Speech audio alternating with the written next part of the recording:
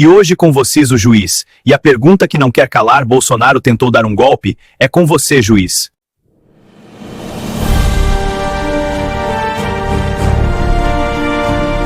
Bolsonaro deu um golpe? Um juízo técnico à luz do direito penal e a hipótese de lawfare. A pergunta "Bolsonaro deu um golpe" tem sido tratada mais no campo político do que no jurídico. Para respondê-la de forma séria, é preciso afastar paixões e aplicar critérios técnicos do direito penal que são mais rigorosos do que o debate público costuma admitir. No direito penal clássico, golpe de Estado ou tentativa de abolição violenta da ordem constitucional exige alguns elementos indispensáveis: ato inequívoco de execução, dolo específico, vontade clara e comprovada de romper a ordem constitucional, autoria individualizada, nexo causal direto entre a conduta do acusado e os atos violentos. Sem esses requisitos, não se fala em prova penal plena, mas apenas em indícios.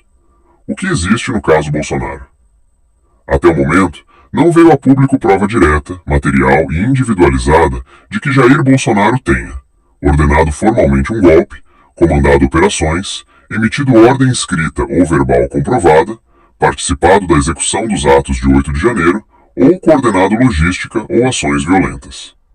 O conjunto probatório conhecido baseia-se sobretudo em discursos políticos duros, questionamentos ao sistema eleitoral, reuniões sem ato executivo comprovado, comportamento de terceiros, manifestantes, apoiadores, interpretações sobre ambiente político e liderança. Do ponto de vista técnico, isso configura prova indiciária e contextual, não prova direta de autoria penal. O ponto central da controvérsia jurídica. A imputação penal sustenta uma tese ampliada, a de que quem cria ou alimenta um ambiente político hostil pode responder criminalmente pelos atos de terceiros. Essa tese é controversa na dogmática penal, pois tensiona princípios fundamentais como a responsabilidade penal por ato próprio, a pessoalidade da pena, a tipicidade estrita e a exigência de dolo comprovado. Em democracias consolidadas, discursos políticos, ainda que irresponsáveis ou radicais, não são automaticamente equiparados a atos executórios de golpe, justamente para evitar a criminalização da retórica política.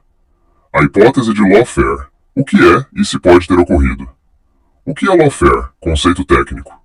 Lawfare é um conceito acadêmico e analítico, não um tipo penal. Ele descreve o uso estratégico do sistema jurídico para neutralizar um adversário político, por meio de processos penais com interpretação extensiva da lei, fragilidade de prova direta, substituída por contexto e presunções, medidas cautelares severas com efeito prático de punição antecipada, impacto político relevante antes do trânsito em julgado. O conceito é discutido em organismos internacionais, universidades e relatórios de direitos humanos, inclusive no âmbito da ONU. Existem elementos de lawfare no caso Bolsonaro? Tecnicamente, existem elementos que permitem levantar essa hipótese, embora ela não seja consensual. Alguns indicadores clássicos aparecem: uso expansivo de tipos penais sensíveis, aplicados sem tradição consolidada de prova direta. Centralidade de prova indiciária e contextual, em vez de atos executórios comprovados. Responsabilização por atos de terceiros, com base em liderança política ou discurso. Efeitos políticos imediatos, inelegibilidade, neutralização eleitoral, desgaste público. Esses fatores não provam automaticamente lawfare, mas são compatíveis com a literatura que descreve o fenômeno. É importante destacar: algo pode ser validado judicialmente e ainda assim ser analisado academicamente como lawfare. As duas coisas não são excludentes. Então, Bolsonaro deu um golpe?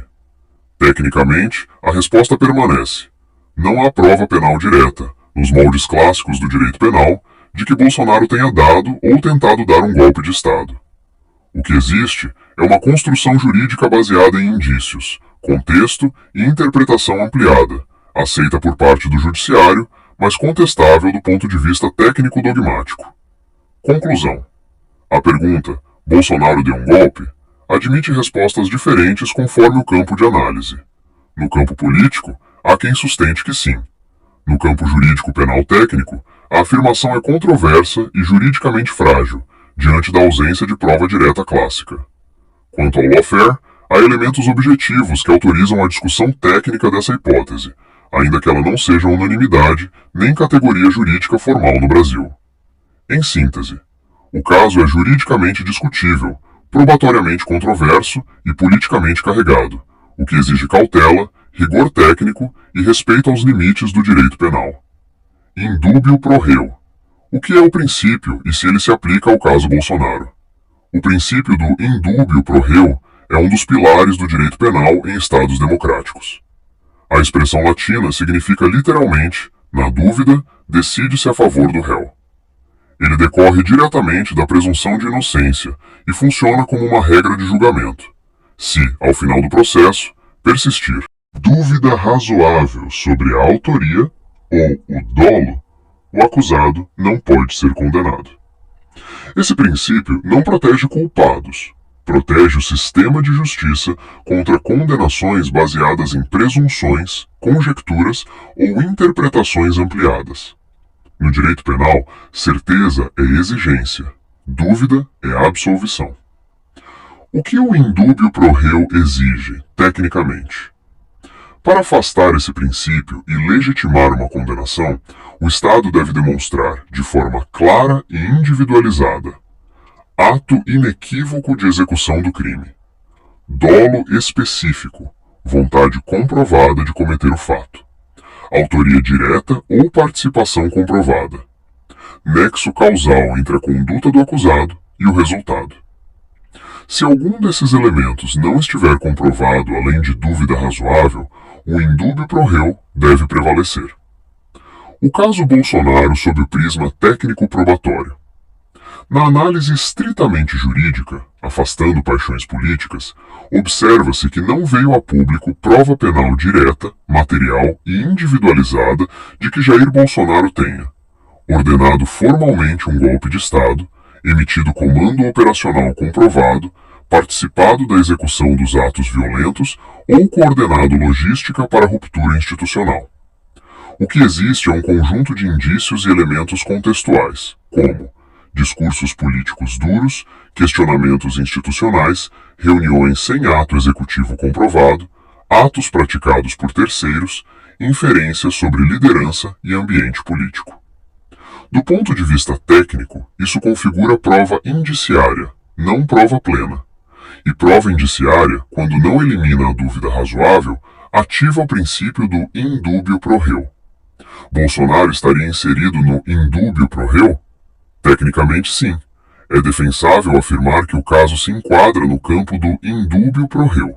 Isso porque não há prova direta clássica de autoria, o dolo específico é inferido, não demonstrado, a responsabilização se apoia fortemente em atos de terceiros, a tipificação depende de interpretação ampliada do tipo penal.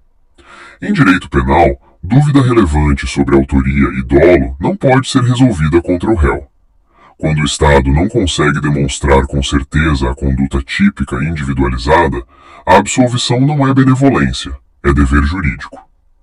O ponto de tensão institucional. É importante reconhecer que tribunais podem, e às vezes o fazem, aceitar provas indiretas e construções contextuais para formar convencimento. Contudo, isso não elimina a controvérsia técnica. Algo pode ser validado judicialmente e, ainda assim, permanecer juridicamente discutível à luz dos princípios penais clássicos. O in dubio pro reo existe exatamente para conter expansões punitivas em casos politicamente sensíveis, onde o risco de condenação por presunção é maior. Conclusão. O princípio do in dubio pro reo determina que a dúvida favoreça o réu, não o Estado. No caso Bolsonaro, há controvérsia real sobre a prova de autoria e dolo, o que permite afirmar, tecnicamente, que o caso se insere no campo de incidência desse princípio. Isso não é uma afirmação política, mas uma leitura jurídica. Sem prova penal direta e inequívoca, a dúvida não pode ser resolvida contra o acusado. Em um Estado de direito, a exceção não pode virar regra, e o direito penal não pode punir por presunção, sob pena de se afastar da justiça e se aproximar do arbítrio.